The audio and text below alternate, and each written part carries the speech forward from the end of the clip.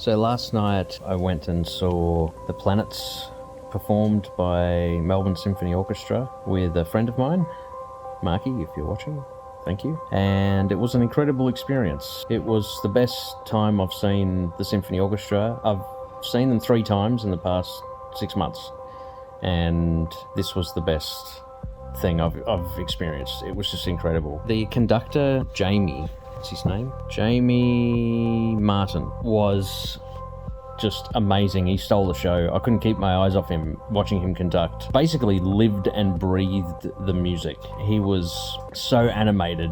He actually reminded me of Mickey Mouse when Mickey Mouse is like conducting the brooms to like do his bidding, because he was like constantly like moving his arms and pointing at sections, and I've never seen a conductor do anything like that before. And he had no wand as well, he was just using his hands, and it was just incredible. It sounded amazing. I was sitting in the stalls, so it sounded incredible. I've never sat in the stalls before, so I'll be sitting there again. It was just an amazing night. All the performances, it wasn't the only thing that performed. There was this amazing cellist, what was his name? Alban Gerhardt. He did this concerto called Elgar. I'm looking at the notes here.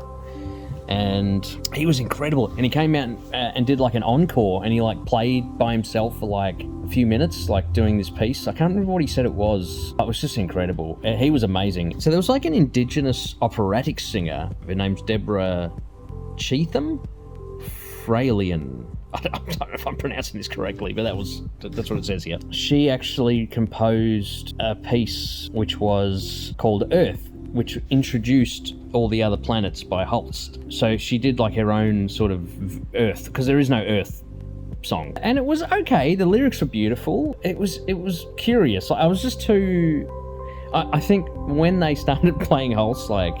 that, to me, that just stole the whole show. Like, that was just amazing. An amazing experience. Oh man, they're playing tomorrow. I wish I could go. I would go again. If I was an able-bodied person, I would go again. It was just such an amazing night. At the end of the show, they had a choir which was playing on the second level. I was in the stall, so we couldn't see, but they had the choir part at the end of Neptune, and they were in the crowd on the second level. Everyone was like turning around looking for it. It was incredible. It was just amazing. I mean, what an amazing piece of music. I mean, the whole thing, all of those works, all of those planets. I cannot even tell you how different it was from years of listening to those works, to experiencing it live and hearing the dynamics, the full dynamics, how powerful the orchestra was. It's just such well composed.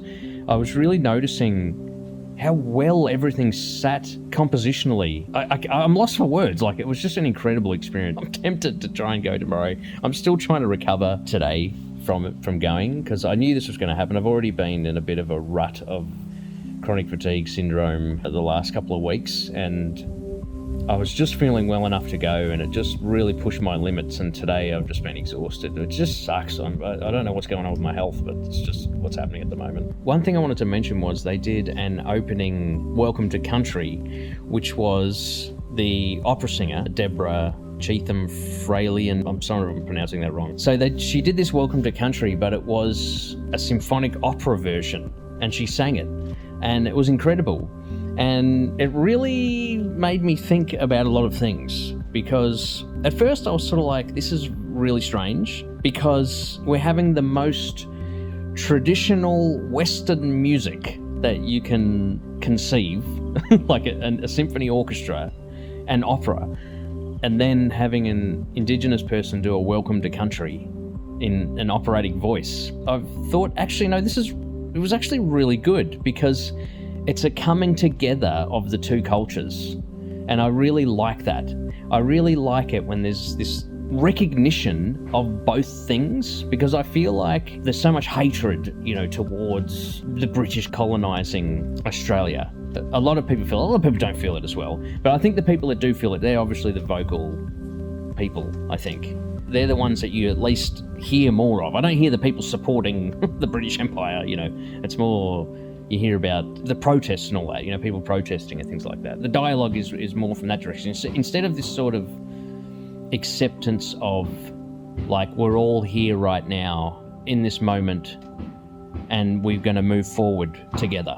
I like that. That's what I felt like when I heard that, and I want more of that. I want more of that kind of reconciliation, where it's like a working together rather than just this abrasiveness, which is towards history, so to speak. Not withstanding recognizing the wrongs that were done. We're here now together. We're all here. So if you ever get a chance to go see the Melbourne Symphony Orchestra perform anything, I highly recommend it. I will be seeing Star Wars next month, and I will be in the stalls for that too. I'm actually 4 rows from the front this time, so it's going to be awesome.